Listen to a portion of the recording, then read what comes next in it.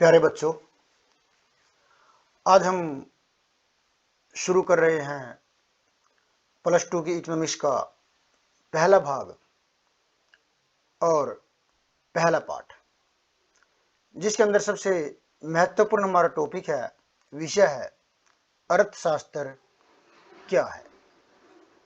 इसमें हम अर्थशास्त्र विषय के बारे में विस्तार से अध्ययन करेंगे, अर्थशास्त्र की परिभाषाओं के बारे में विस्तार से अध्ययन करेंगे।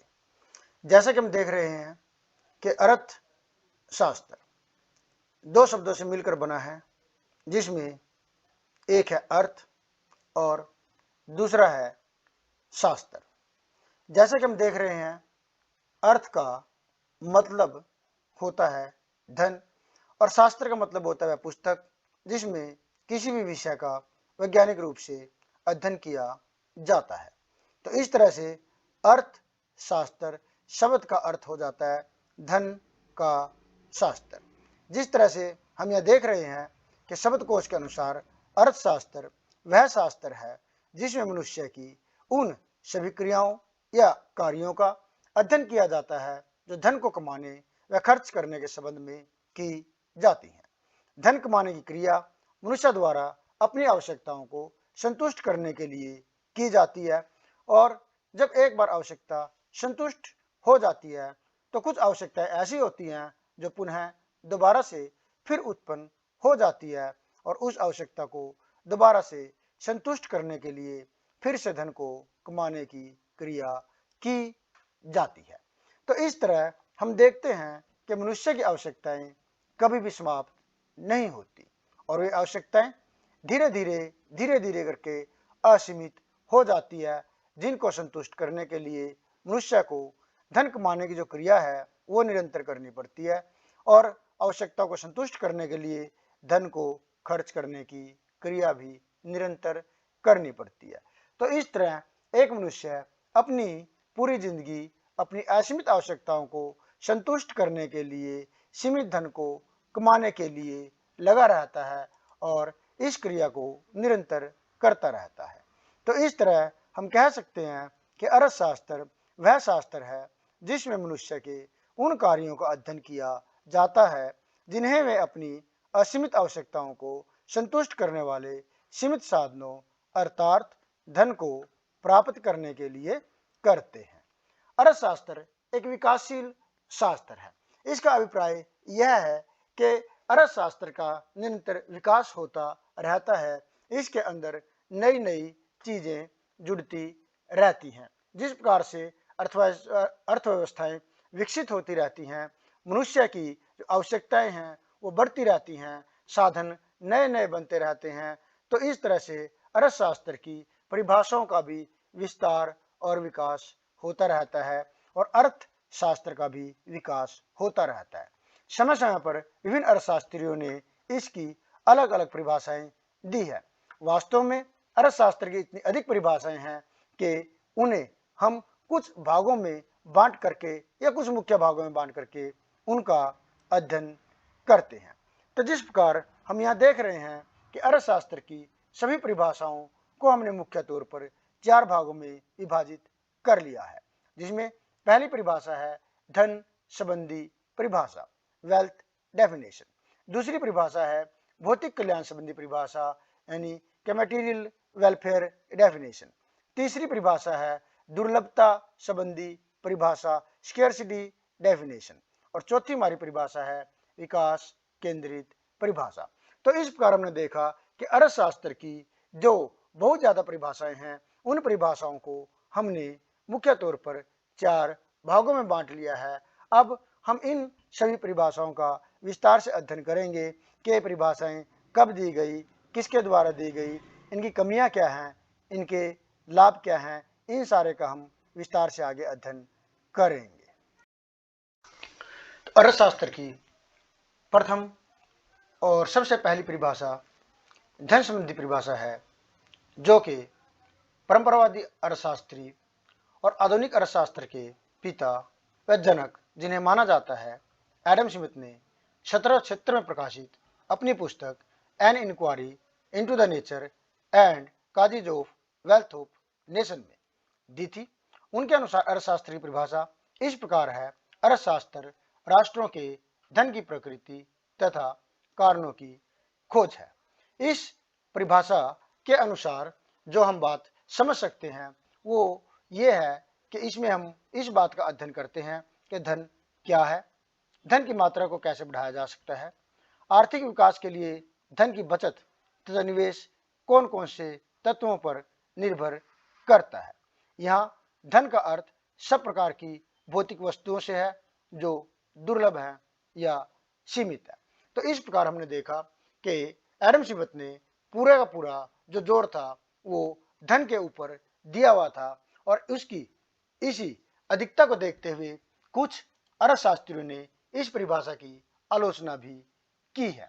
जैसे कि हम देख रहे हैं, अर्थशास्त्र की धन संबंधी परिभाषा बहुत से अर्थों में इसकी आलोचना भी की गई है, जिनमें कार्लाइल, रस्किन, मॉरिस आदि अर्थशास्त्री प्रमुख हैं। इनके अनुसार इस परिभाषा में मनुष्य के कल्याण के स्थान पर केवल धन का ही अध्ययन किया गया है और धन को ही बहुत ज्यादा महत्व दिया गया है। उनका मानना है कि धन केवल मनुष्य की आवश्यकताओं को पूरा करने का केवल साधन मात्र है, इसलिए धन को मनुष्य से अधिक महत्व देना अनुचित है, क्योंकि मनुष्य अपना कल्याण छोड़ करके केवल धन को कमाने के पीछे पड़ जाएगा, जिससे उससे उसका अपना कल्याण गौण हो जाएगा।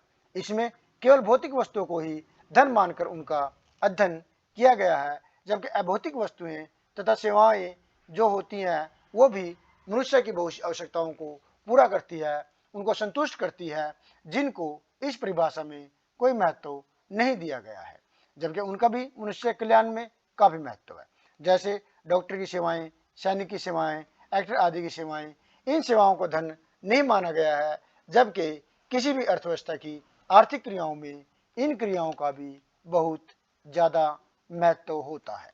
अगली परिभाषा भौतिक कल्याण संबंधी परिभाषा है, जिसमें भौतिक वस्तुओं की प्राप्ति और उनके प्रयोग पर बल दिया गया है जो हमें कल्याण प्रदान करती हैं।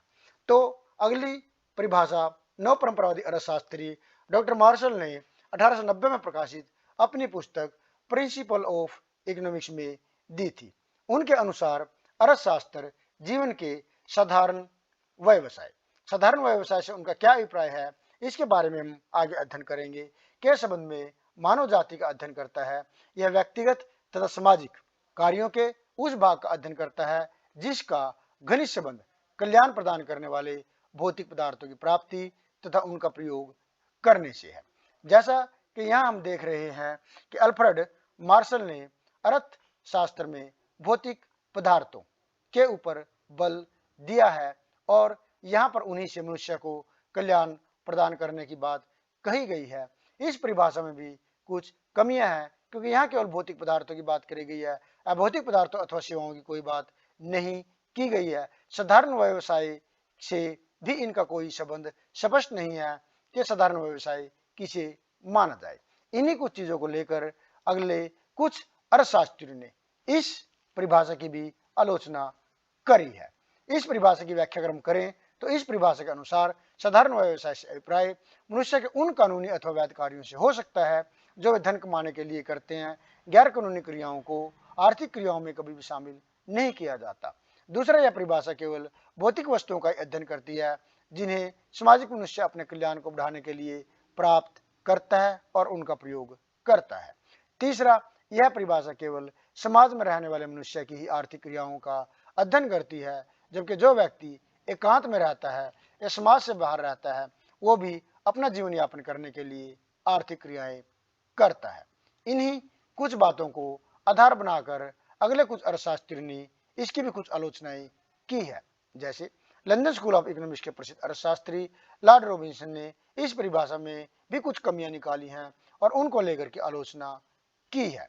जैसे कि हम देखते हैं, सबसे पहले मार्शल की परिभाषा में साधारण व्यवसाय का अर्थ बिल्कुल अस्पष्ट है। इसमें कोई स्पष्ट नहीं है कि किस कार्य को उन्होंने साधारण व्यवसाय माना और किस कार्य को असाधारण व्यवसाय माना है। इसमें केवल भौतिक वस्तुओं का अध्ययन किया गया है, जबकि अभौतिक वस्तुओं अथवा सेवाओं जैसे डॉक्टर, वकील, सैनिक, अध्यापक के बिना कोई भी आर्थिक क्रिया ना ही संपन्न होती है और ना ही मनुष्य का कल्याण होता है, ना ही उसकी आवश्यकताएं पूरी होती हैं, ना ही उसको संतुष्टि मिलती है। इसलिए इस तरह की अभौतिक क्रियाएं अथवा सेवाओं को भी परिभाषा में शामिल किया जाना चाहिए था।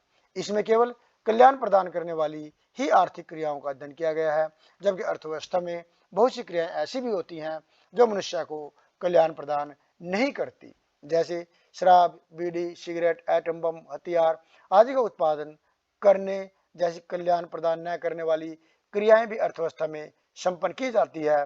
उनका भी अध्ययन किया जाता है, उनको भी कैलकुलेट किया जाता है। लेकिन यहाँ पर मार्शल ने इन सब चीजों की अवहेलना कर दी है। अर्थशास्त्र की दो परिभाषाएं करने के बाद अब तीसरी परिभाषा के बारे में जानेंगे। तीसरी हमारी परिभाषा है दुर्लभता संबंधी परिभाषा।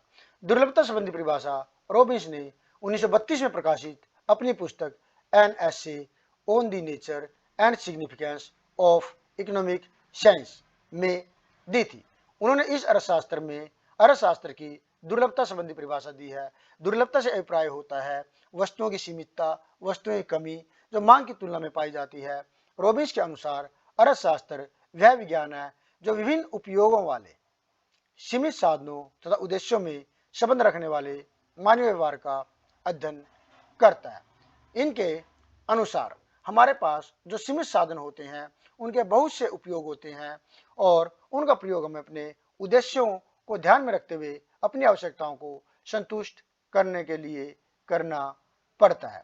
तो इस प्रकार इनकी परिभाषा के अंदर भी कुछ बातें अस्पष्ट हैं, अधूरी हैं, जिनके बारे में हम अध्ययन करेंगे। यह परिभाषा मनुष्य उन कार्यों का अध्ययन करती है जो वे अपनी असीमित आवश्यकताओं को पूरा करने वाले सीमित साधनों को प्राप्त करने के लिए करते हैं। ये साधन केवल सीमित ही नहीं होते बल्कि इनके अनेक प्रयोग भी होते हैं।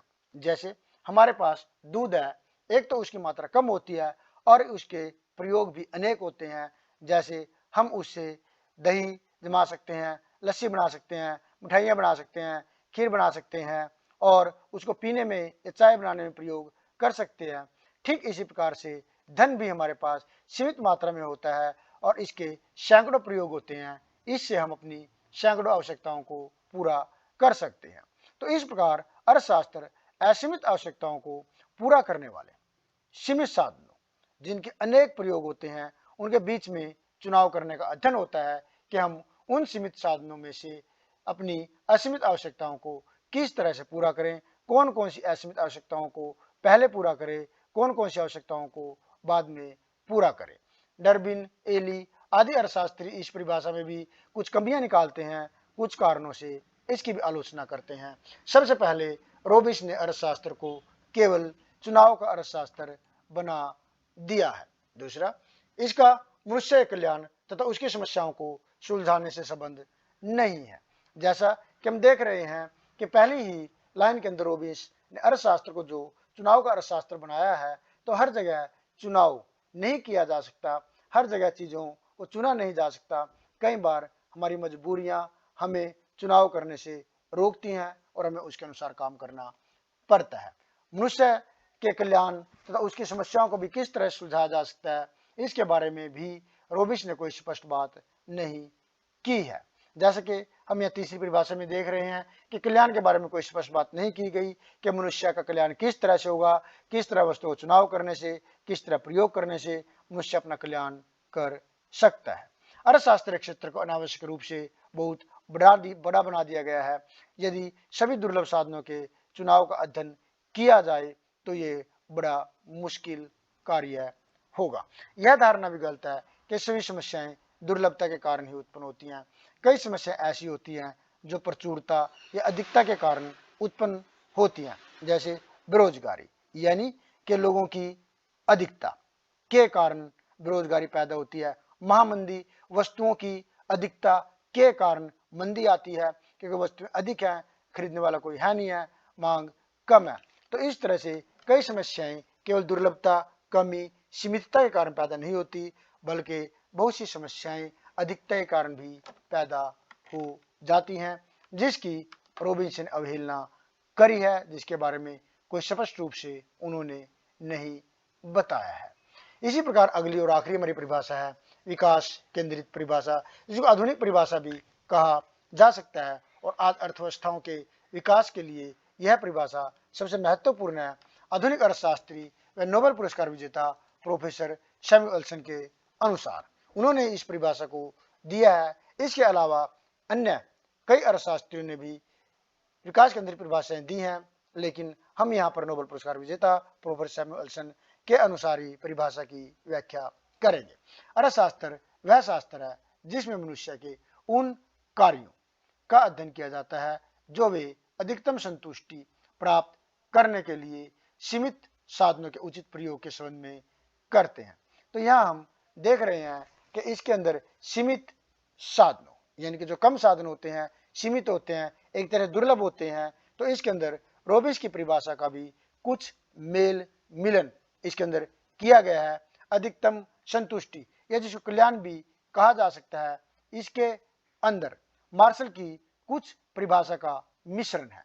तो इस तरह हम देख रहे हैं कि यहाँ पर नोबेल पुरस्कार विजेता प्रोफेसर सैमुअल्सन ने जो परिभाषा दी है वह मनुष्य के उन कार्यों का अध्ययन करती है जो अपनी आवश्यकताओं को संतुष्ट करने के लिए सीमित साधनों का सही प्रयोग करके करते हैं और अपना विकास करते हैं। तो इस परिभाषा के अनुसार अर्थशास्त्र इस बात का अध्ययन करता है कि व्यक्ति तथा समाज किस प्रकार मुद्रा के माध्यम से अथवा इसके बिना हम कह सकते हैं वस्तुओं का प्रयोग करके विभिन्न वस्तुओं के उत्पादन के लिए सीमित या वैकल्पिक अनेक उपयोग वाले दुर्लभ साधनों का प्रयोग करता है और इन वस्तुओं को वर्तमान तथा भविष्य के उपयोग के लिए समाज के विभिन्न लोगों तथा वर्गों के बीच बांटते हैं। यह साधनों के बंटवारे में किए जाने वाले सुधारों के लाभों व लागतों का विश्लेषण करता है। इस तरह हमने देखा कि सैमुअल्सन ने परिभाषा को काफी विस्तृत बना दिया है। अर्थशास्त्र की मुख्य परिभाषाओं में कुछ न कुछ दोष हैं, कुछ न कुछ कमियां हैं। इन सभी परिभाषाओं को मिलाकर हम अर्थशास्त्र की एक उचित परिभाषा की रचना कर सकते हैं, जिसे हम यहाँ पर एक चित्र के द्वारा भी दिखा सकते हैं। जैसे कि हम देखते हैं कि अर्थशास्त्र मनुष्य की आर्थिक क्रियाओं से संबंधित व्यवहार का अध्ययन करता है और जो मनुष्य का व्यवहार होता है उसकी आवश्यकताएं और साधनों के बीच में होता है, क्योंकि उसके पास साधन है और आवश्यकताएं हैं और साधन उसके पास सीमित होते हैं जबकि आवश्यकताएं असीमित होती हैं और इन असीमित आवश्यकताओं को इन सीमित साधनों और सीमित होने के साथ साथ इनके अनेक उपयोग भी होते हैं, अनेक प्रयोग होते हैं। इनमें से किस साधन से अपनी किस जरूरी आवश्यकता को पूरा किया जाए उनके बीच में चुनाव एक मनुष्य द्वारा किया जाता है और पूरी जिंदगी वो इसी चुनाव में उलझा रहता है कि अपने इन सीमित साधनों से असीमित आवश्यकताओं में से किस आवश्यकता को वो पहले पूरा करे और पूरा करके अधिकतम संतुष्टि प्राप्त करे, अपना विकास करे और अपना कल्याण करे। तो इस तरह से हम देखते हैं कि सभी परिभाषाओं को मिला करके एक सर्वमान्य या बहुत ही बेहतर परिभाषा बनाई जा सकती है। जैसे हम देख रहे हैं कि एडम स्मिथ की परिभाषा से धन, मार्शल की परिभाषा से कल्याण, रोबिन्स की परिभाषा से दुर्लभता और सैमुअल्सन की परिभाषा से विकास रूपी धारणाओं को लेकर के अर्थशास्त्र की एक बहुत ही बेहतर परिभाषा बनाई जा सकती है। जैसे अर्थशास्त्र वह शास्त्र है जिसमें मनुष्य की आवश्यकताओं की अधिकतम संतुष्टि करने या कल्याण बढ़ाने तथा आर्थिक विकास के लिए अनेक उपयोगों वाले सीमित साधनों के कुशलतम उपभोग, उत्पादन, विनिमय तथा वितरण से संबंधित कार्यों का अध्ययन किया जाता है। तो इन सभी परिभाषाओं का एक ही निचोड़ है कि सीमित साधनों के द्वारा मनुष्य अपनी असीमित आवश्यकताओं को पूरा करके ज्यादा से ज्यादा कल्याण, ज्यादा से ज्यादा संतुष्टि किस प्रकार से प्राप्त कर सकता है। तो इन सभी परिभाषाओं में सिर्फ यही चीज हमें बताई गई है कि जो साधन है वो किसी भी अर्थव्यवस्था में सीमित होते हैं, मनुष्य की आवश्यकताएं असीमित होती हैं और इन दोनों में वो किस तरह से तालमेल बिठा करके अपनी आवश्यकताओं को संतुष्ट करे, अपना कल्याण करे, अपना विकास करे।